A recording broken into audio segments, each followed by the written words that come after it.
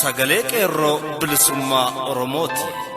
Sagaleen qeerroo bilisummaa Oromoo torbaanitti guyyaa 3 facaasaa yookaan kibxata kamisaa fi jimaata akka lakkoofsa sa'a Oromootti galgala keessaa sa'a 7:00 hanga 8tti meetir baandii 16 yookaan kiiloo heerzii 17,840 irratti qilleensa irraan isiniif darbuudha. Kun sagalee qeerroo bilisummaa Oromooti.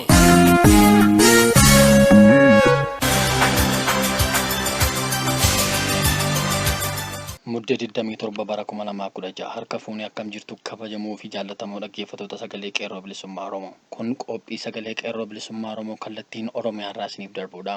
Akkuma beekamu sagantaa keenya guyyaa har'aa oduu karaa jaalmichuu lammiin isin dhageessisuun eegalla. Sun barruu haala yeroo irratti barraa'e jaalle biiftuu galgaroo isin biraan geessi. Walleen warraaqsaas qaama sagantaa keenyaati kan isin keessummeessu ani burkuteessaa diinaati. Hanga xumura sagantaa keenyaatti nu waliin tura. Amma kallattiin gara oduuttan isin dabarsa.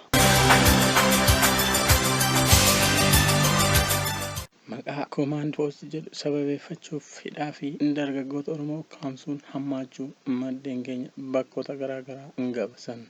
Kanumaan wal qabatees godina kibba lixa Shakkar aanaa Bachoo Tulluu Boolloo Walisoof naannoo isheerraa ilmaan Oromoo ogeessi fayyaa barsiisonni dargaggoonnii fi barattoonni keessatti argaman konkolaataa torbaan ukkaamsamanii gara mooraa waraana Xolleetti dabarfamaa jiraachuu qeerroon bakkichaa gabaasan. Wayita ilmaan Oromoo kan ukkaamsanii adeemaa jiranitti waraanni Command Post Wayyaanee konkolaataan paatrooliidhaan duubaa fi fuulduraan marsanii kan adeeman ta'uu maddeen qeerroo magaalaa Walisoo gabaasira.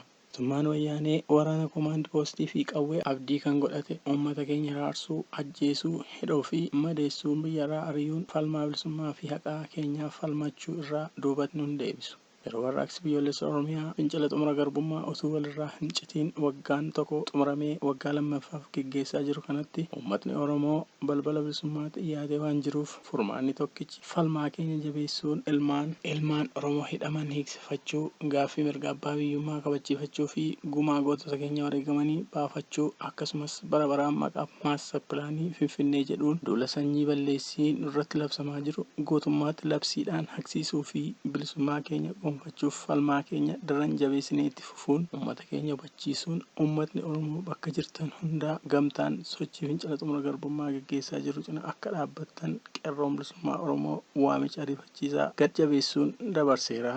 Ilmaan Oromoo kaambilee Xollaa, Allaagee, Sanqallee, Addallee fi bakkoota garaagaraa irraa osoo hin hiikamiin hafan 3,600 ol ta'an gara manneen hidhaa kolleejjii poolisii Adaamaa, mana hidhaa Harar, Sabbataa fi Maakilaawwiitti qorannoo dabalataaf jechuun dabarfamuun isaanii beekamee jira. Hanga ammaa maatiin akka dubbisaniif kan hin hayyamamne ta'us qeerroon naannoo sanaa sagalee qeerroo bilisummaa Oromoof himan. Oduma wal fakkaatuun hidhamtoota aanaa miidhagaa lolaatti hidhaman keessaa 58 gara Zuwaay Allaagee fe'amanii jiraachuun beekame. Namoonni 4 ammoo gara mana murtiitti dhiyaattu jedhamanii akka hambisaman qeerroon aanichaa gabaasan. Magaalaa Dirree Dhawaa keessatti humnoonni waraana mootummaa Wayyaanee namoota nagaa mana hidhaa magaalitiitti sarbaa turan gara mooraa leenjii waraana Xolleetti dhoksanii dabarsuun agame. Dabalataanis Harar aanaa Dirree Xiyyaaraa jedhamuun beekamu keessatti torban darbe keessa namni eenyummaan isaa hin beekamiin jiru tokko hidhamtoota mootummaa Wayyaaneen ajjeefamee argamuun himame. Kanumaan wal qabatee ajjeechaan qabsoo uummata Oromoo ukkaamsuu akka hin dandeenye qeerroon Dirree Dhawaa hadheeffatan.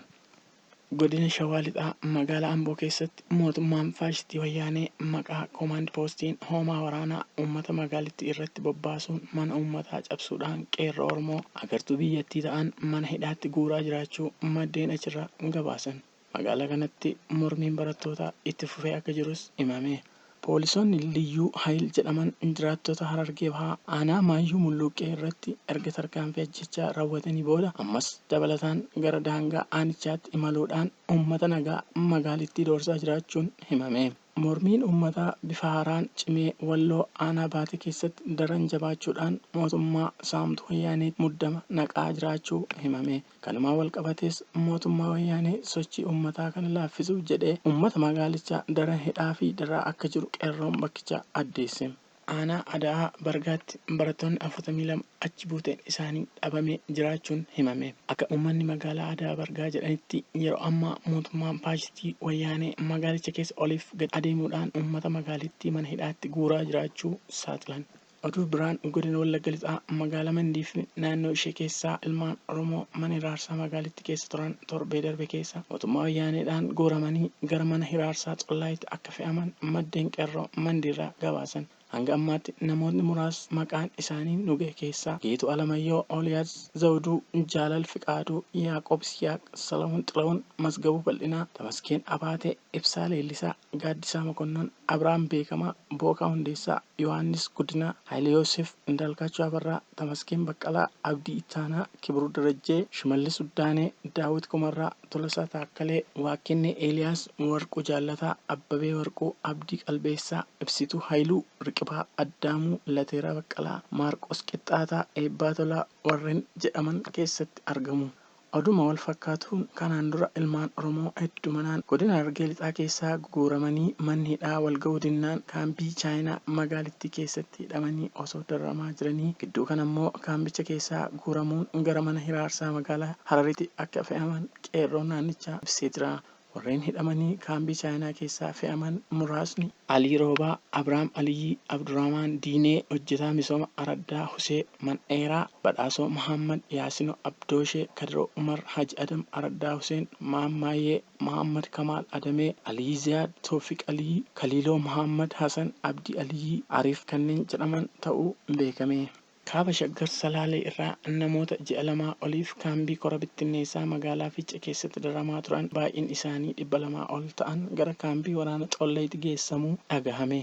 Kana keessaa harki caalu hojjettoota mootummaa ta'uus beekamee jira.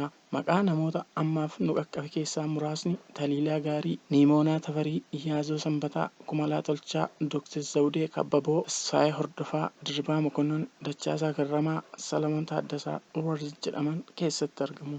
Godina Harargee Bahaa aanaa Gola Odaa keessatti mootummaan faashistii wayyaanee ilmaan Oromoo magaalicha keessa jiran maqaa sirba siyaasaa dhaggeeffattan jedhuun qeerroo magaalichaa mana hidhaatti guuraa jiraachuun maddeen keenya achirraa qabaasan. Hanga ammaattis namoonni 45 Harargee Bahaa keessaa fe'amanii bakka hin beekamne geeffamanii jiran. Isaanis Ayyaansaa, Bareeddoo Abbaadir, Barsiisaa Hasan kanneen jedhaman fe'amuu jiraatonni dubbatanii. Dhumarratti godina Arsii Lixaa keessaas ilmaan Oromoo mana hiraarsaa magaalichaa keessa turan hunduu gara mooraa Xolleetti fe'amuu maddeen achirraa himan. Godina Arsii Lixaa aanaa Dodolaa irraa torbee darbe keessa namoonni 325 konkolaataa Taataa jedhamu 5 fe'amanii gara mooraa waraanaa Xolleetti dabarfaman. Isaan keessaa muraasni Sheek Amaan Looloo Daadoo, Imaama magaalaa Idoo, Sheek Umar Faatoo, Imaama Ganda Bariisaa, Sheek Hasan, Imaama magaalaa Waabee warreen jedhaman abbootii amantaa yommuu ta'an, dargaggoota keessaa ammoo Abdul Naasir Nageessoo Arsee, Maammushee, Abdurroo Abdoo warreen jedhaman yommuu ta'u, hojjettoota mootummaa keessaa muraasni Mitikuu Guyyee, Hibaanoo, Barsiisaa Shumbuu Axxiyyaa, Barsiisaa Abdoo yommuu ta'an, kanneen kaabinoota magaalaa Nagallee Meexamaa hidhaman ammoo Abbee Diboo Bariisoo, Kantiibaa Nagallee Meexamaa, Shaanqulee Gadaa Bariisoo, Abbaa Adeemsa Galiiwwanii, Gashee Cursoo Arsee, itti gaafatamaa dhaabaaf gurra mootummaa, Hammii Murii Dullee hojii gaggeessaa, Taajuddin Abdurrahamaan Gammadaa itti aanaa kantiibaa magaalaa Nagallee, Aadde Dastaa Mitikuu hooggantuu dhimma dubartootaa, Aadde Sinxoo Liigii dubartoota magaalaa Nagallee yoo ta'an, akkasumas godinuma kana irraa hidhamtoota duraan mooraa waraana Xollee turanii hanga ammaa hin galiin hafan keessaa muraasa Baagadaa Barsiisaa Qaabatoo Fanjaajaa, Barsiisaa Muhammed Jaarsoo Duubee, Warqinaa Waabee Duubee, Sheek Sulxaan Qaalluu, Haji Simbiruu Waabee fi Barsiisaa Mustafaa Boruu Xee kantiibaa magaalaa iddoo duraanii fa'i turan. Egaan dhaggeeffattoota keenya oduu guyyaa har'aaf qabadhee dhiyaadhe kana fakkaatu. Waan nu dhaggeeffataniif galanni keessan bilisummaa haa ta'u. Qophiilee keenya biroo waliin turtii gaarii.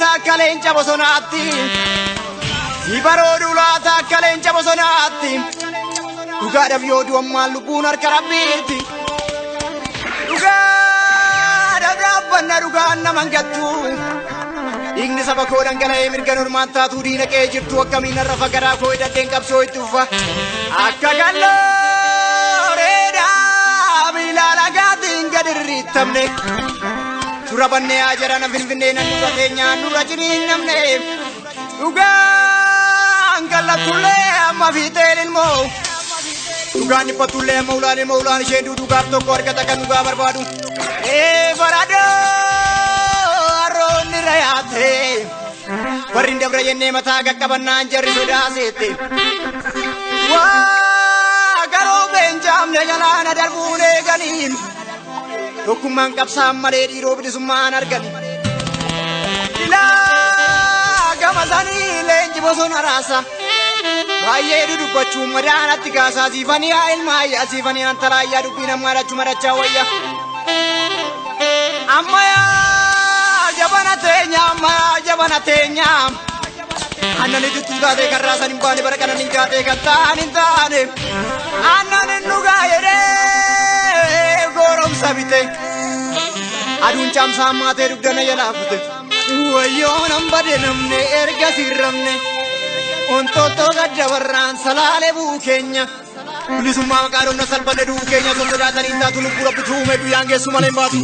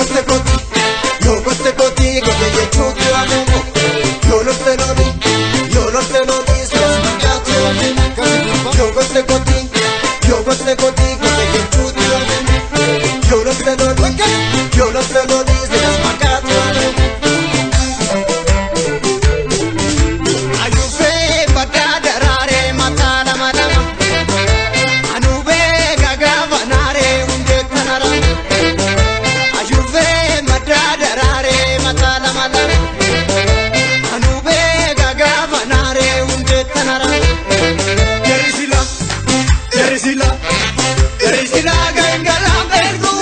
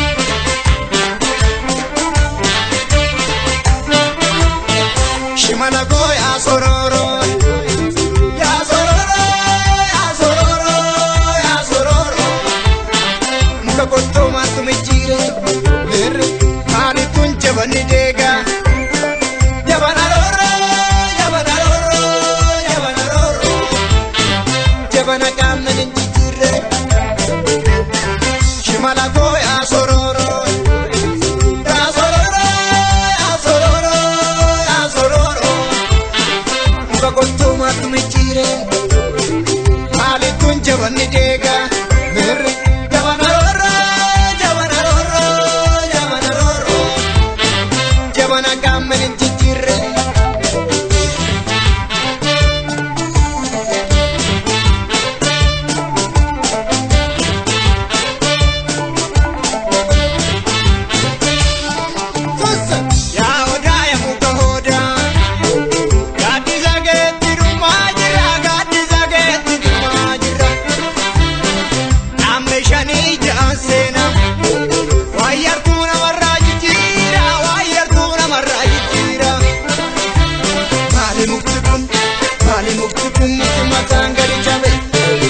Mali barikun babe kamen jabe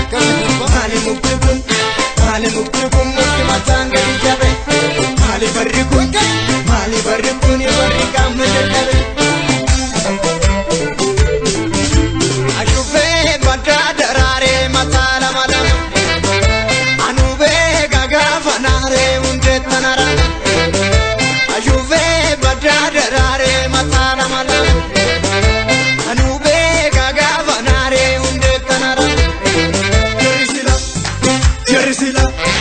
Jarisila gaingala berku jarisila gaingala berku Esumara manavani bardavara walintatu waladavura walintatu Watu jage anaganu ratte madege Jarisila gaingala berku jarisila gaingala berku Anade kuda manavani bardavara walintatu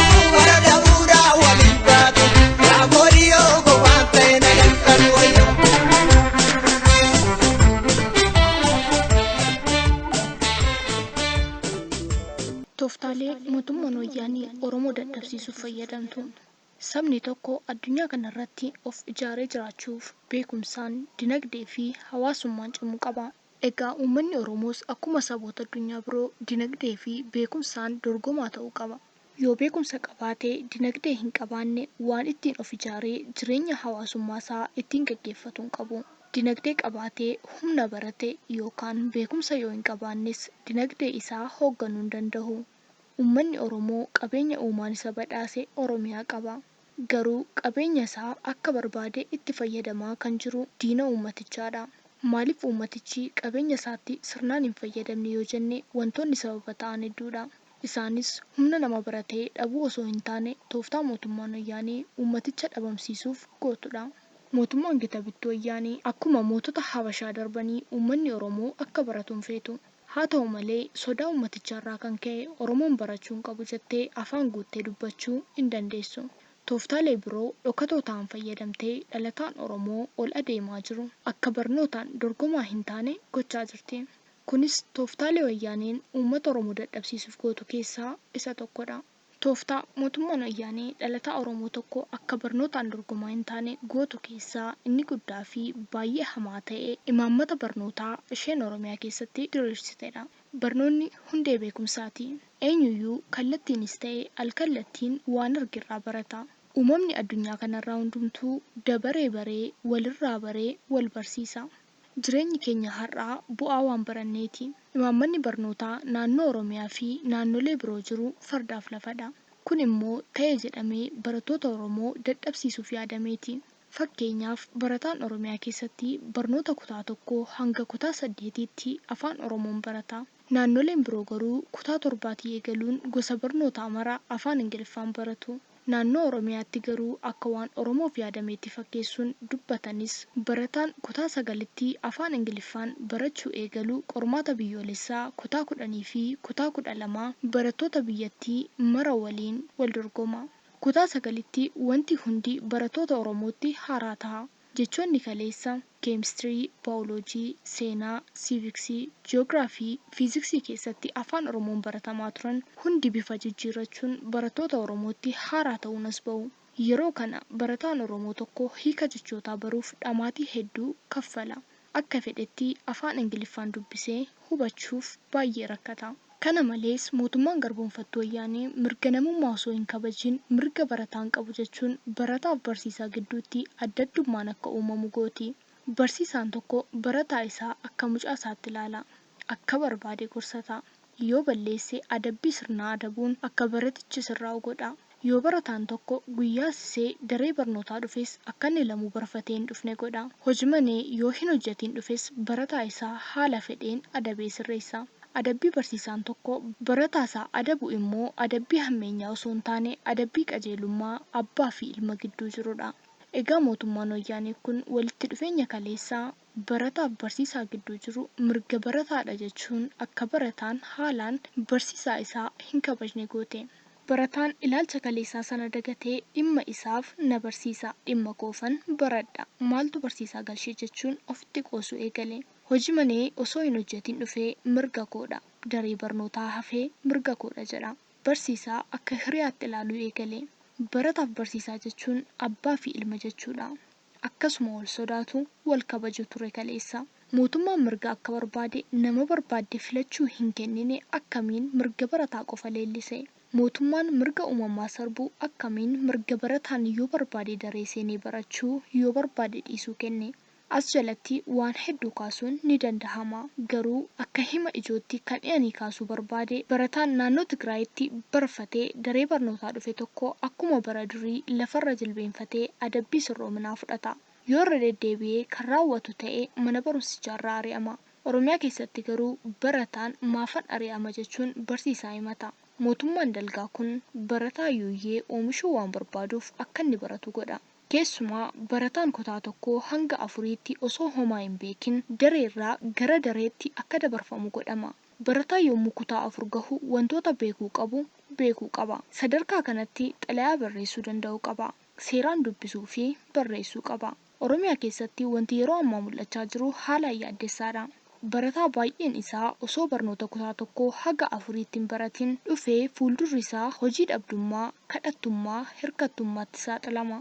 Ofitti amanamummaas dhabaa dhufa. Kana jechuudha mirgi wayyaaneen ilmaan Oromoof kennite inni guddaan. Barataan tokko kufuu hin qabu jechuun labsii labsuudha mirgi wayyaanee biratti. Kun hundi ilmi Oromoo tokko barnootaan dorgomaa akka hin taaneef yaadameeti. Manneen kitaabaa Oromiyaa keessa jiran qubaan lakkaa'amu. Oromiyaa keessa hanga gandaattillee gadi bu'ee kan babal'ate mana caatiidha.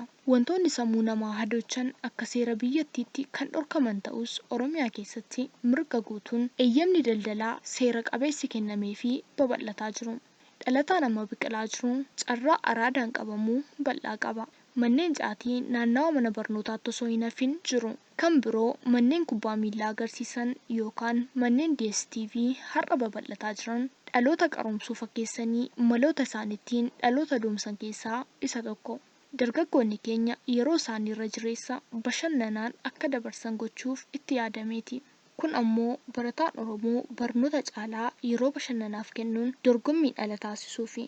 Manneen shubbisaa har'a magaalota Oromiyaa keessatti babal'atan illee maqaaf waggaa 18 gadi seenuun hin danda'amu jedha. Haa ta'u malee dhalataa hedduun kan keessatti of dagatee addunyaa jireenya hawaasummaa keessaa bahee jiru manneetii kana keessatti.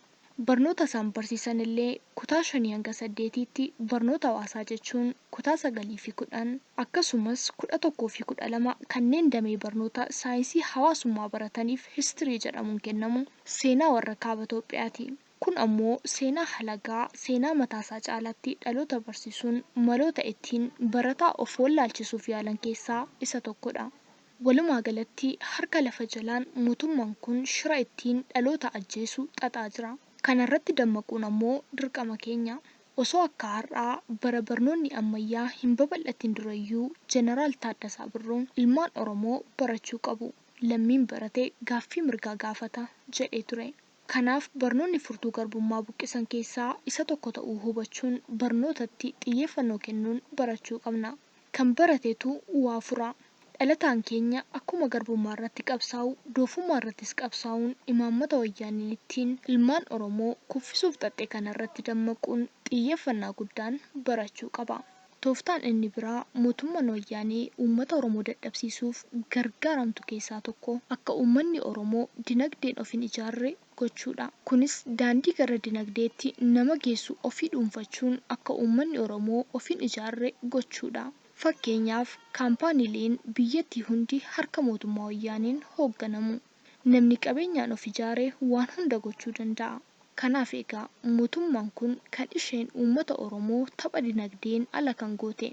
Wayyaaneen akka Oromoon gara dinagdeetti hin seenneef ulaa hedduu cufuun waan hunda ofii dhuunfataa jirti. Tooftaalee kanneen keessaa muraasni eeyyama daldalaa baasuu diduun namoota daldaluu barbaadan danquu, namoota eeyyama daldalaa qaban ammoo taaksii, gibira, gatii hidhaa haaromsaa, gurgurtaa sukkaaraa fi zayitaa, dhiyeenya kana ammoo misoomaalee garaa garaaf maqaa jedhuun daldaltoota Oromoo gidirsaa asiin gahanii jiru. Kana malees wayyaaneen hidhaa fi raayyaa ittisa biyyaaf maqaa jedhuunis Oromootarraa maallaqa jihaan funaanan salphaa miti. Kanaafuu mootummaan kun gita hundaan Oromoo dadhabsiisaa jira. Gamtaan ofirraa hundeen buqqisuu qabnaan amsa kooti. Injifannoon uummata Oromoof gadaan gadaa bilisummaati. Barreessaan barruu kanaa Michuu Lammiitii qalamni keenguin ittiin jenna. Horaa bulaa. Oromoon mirgasaa hiriiraatti baay'ee rasaasaan reebameetu dhiigni isaa lola'ee dhaala ishee ajjeessanii haadhaaf mataa baatu duguggaa sanyiidhaan irratti raawwatu dhaala ishee ajjeessanii haadhaaf mataa baatu duguggaa sanyiidhaan irratti raawwatu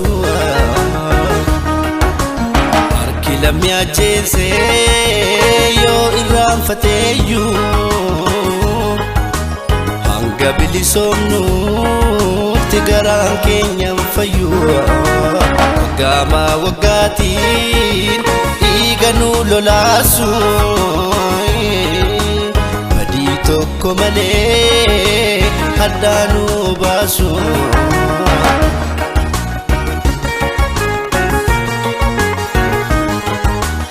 Bani galmee dhugaa buqqaa laphee jalaa kaayyoo dhugaa baatee isa bu'ee boolla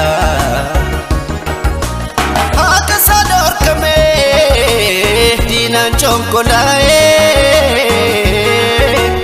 maaf dhiifnaa gumaasaa isa dhugaaf du'ee isa sabaaf kaatu marrumaan gubatu